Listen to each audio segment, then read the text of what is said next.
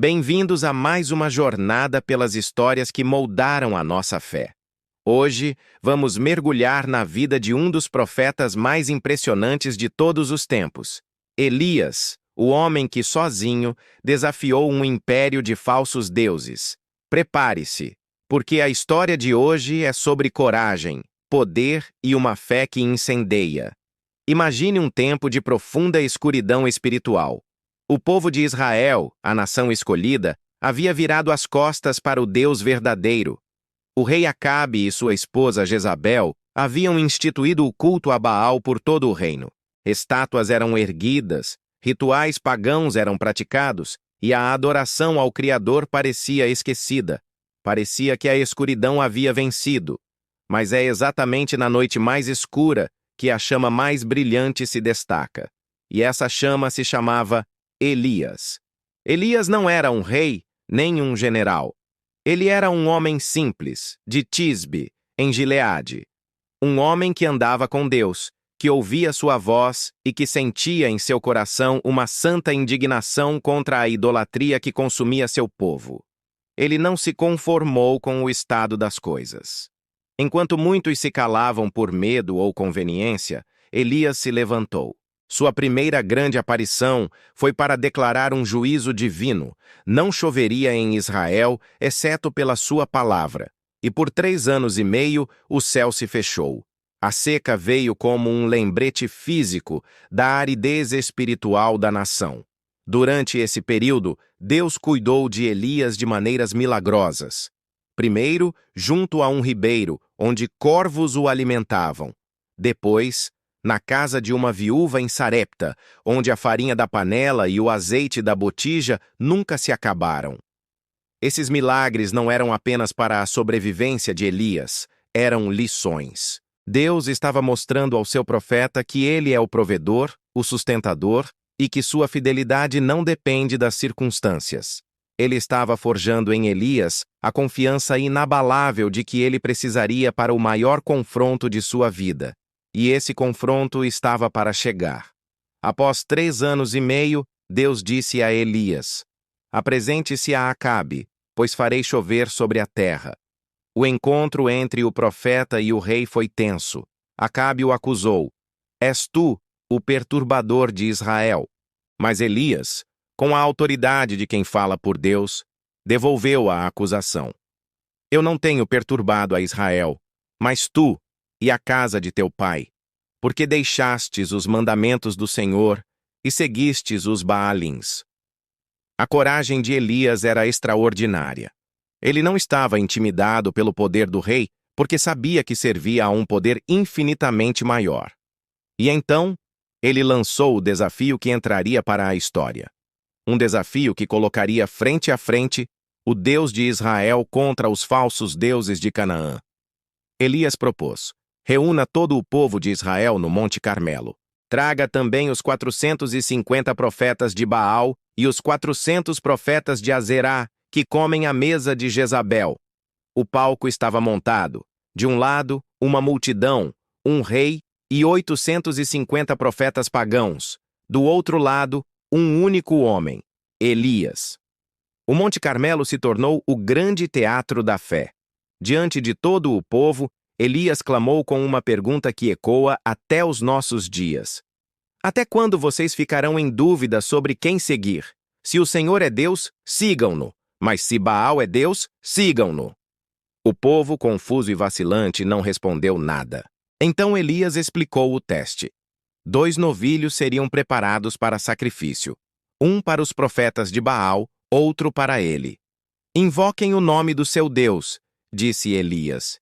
E eu invocarei o nome do Senhor. O Deus que responder com fogo, esse é o Deus verdadeiro. O povo concordou. Era uma proposta justa e visível.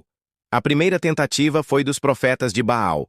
Desde a manhã até o meio-dia, eles clamaram: ó Baal, responde-nos. Mas não houve resposta, nem voz, nem sinal. Eles dançavam, pulavam ao redor do altar que haviam feito. E Elias, vendo aquela cena desesperada, começou a zombar deles com uma ironia cortante. Gritem mais alto, ele dizia. Talvez ele seja um Deus. Quem sabe esteja meditando, ou ocupado, ou talvez viajando. Pode ser até que esteja dormindo e precise ser acordado. Estimulados pela provocação, os profetas de Baal entraram em frenesi. Gritavam mais alto e, conforme o seu costume, se cortavam com espadas e lanças até o sangue jorrar. Eles profetizaram até a hora do sacrifício da tarde. Mas o silêncio do céu era a resposta mais eloquente. Nada aconteceu. O Deus deles era mudo, surdo e impotente. O espetáculo do desespero havia terminado. Agora era a vez de Elias. Com calma e reverência, ele chamou o povo para perto. Primeiro, ele restaurou o altar do Senhor, que estava em ruínas.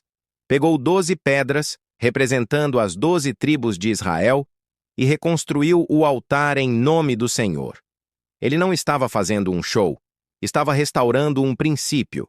Depois, fez algo que, humanamente, parecia loucura. Ele cavou um grande valo ao redor do altar e ordenou: encham 4 cântaros de água e derramem sobre o holocausto e sobre a lenha. Eles fizeram isso 3 vezes, até que a água encheu o altar, a lenha e até mesmo o valo. Não havia a menor possibilidade de um truque ou de uma combustão espontânea. Elias estava tornando o impossível ainda mais impossível para que a glória fosse somente de Deus. Então, na hora do sacrifício, Elias se aproximou e fez uma oração simples, mas poderosa. Ele não gritou, nem se desesperou. Ele simplesmente falou com seu Deus. Senhor Deus de Abraão, de Isaque e de Israel, que hoje se saiba que tu és Deus em Israel, e que eu sou teu servo, e que fiz todas estas coisas por tua ordem. Responde-me, Senhor, responde-me, para que este povo saiba que tu, Senhor, és Deus, e que fazes o coração deles voltar para ti. E então aconteceu. O fogo do Senhor caiu do céu. Não foi uma pequena faísca, foi uma manifestação avassaladora de poder. O fogo consumiu o sacrifício, a lenha, as pedras e até o pó, e evaporou toda a água que estava no valo. Foi uma resposta inequívoca, total e aterrorizante. Ao verem isso, o povo todo caiu com o rosto em terra, e finalmente a confissão saiu de seus lábios em um só clamor: o Senhor é Deus, o Senhor é Deus. A dúvida foi aniquilada pelo fogo divino. A verdade foi estabelecida de forma inquestionável. Elias, o homem solitário, havia se tornado o canal para a maior manifestação do poder de Deus que aquela geração já tinha visto. Ele aprendeu no Monte Carmelo que a fé de um só homem, alinhado com Deus, é mais poderosa do que uma multidão em dúvida. Aprendeu que quando o céu se manifesta, o impossível se curva. Mas a história não termina aí. Após essa vitória espetacular, Jezabel, furiosa, jurou matar Elias. E o mesmo profeta que enfrentou 850 homens, agora foge para o deserto, com medo, cansado e deprimido. Ele chega a pedir a Deus que lhe tire a vida. Isso nos mostra a humanidade de Elias. Mesmo os maiores heróis da fé têm seus momentos de fraqueza.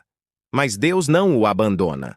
Ele envia um anjo para alimentá-lo e o fortalece para uma jornada de 40 dias até o Monte Horebe, o Monte de Deus.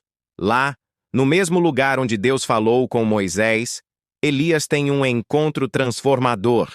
Deus pergunta: o que você está fazendo aqui, Elias? E depois de Elias desabafar sua angústia, Deus se manifesta. Não no vento forte, não no terremoto, não no fogo, mas em um cício tranquilo e suave. Deus ensina a Elias que seu poder não está apenas nas grandes demonstrações, mas também no sussurro, na direção calma, no cuidado pessoal. Elias foi renovado, recebeu novas instruções e entendeu que não estava sozinho. Deus havia preservado 7.000 em Israel que não dobraram os joelhos a Baal. A missão de Elias não havia acabado, e seu legado continuaria através de seu sucessor, Eliseu. Elias não morreu. Ele foi arrebatado aos céus em uma carruagem de fogo, um final tão extraordinário quanto sua vida. A vida de Elias nos ensina que Deus pode usar pessoas comuns para realizar feitos extraordinários. Nos ensina que a coragem não é a ausência de medo, mas a ação apesar do medo, confiando em um poder maior. E, acima de tudo, nos lembra que nosso Deus é um Deus vivo, que ouve, que responde e que ainda hoje responde com fogo. Um fogo que purifica, que consome a idolatria em nossos corações e que nos capacita a sermos suas testemunhas em um mundo que muitas vezes parece ter se esquecido dele. Qual é o Monte Carmelo da sua vida hoje? Qual desafio parece impossível? Lembre-se de Elias. Reconstrua o altar da sua devoção, confie no poder de Deus e não tenha medo de se posicionar pela verdade. Porque o mesmo Deus que respondeu a Elias com fogo é o nosso Deus hoje e para sempre. Obrigado por nos acompanhar nesta jornada incrível. Se essa história tocou seu coração, deixe seu like, compartilhe com alguém que precisa ouvir essa mensagem e não se esqueça de se inscrever no canal para não perder os próximos episódios. Que a chama da fé, como a de Elias, arda intensamente em sua vida. Até a próxima!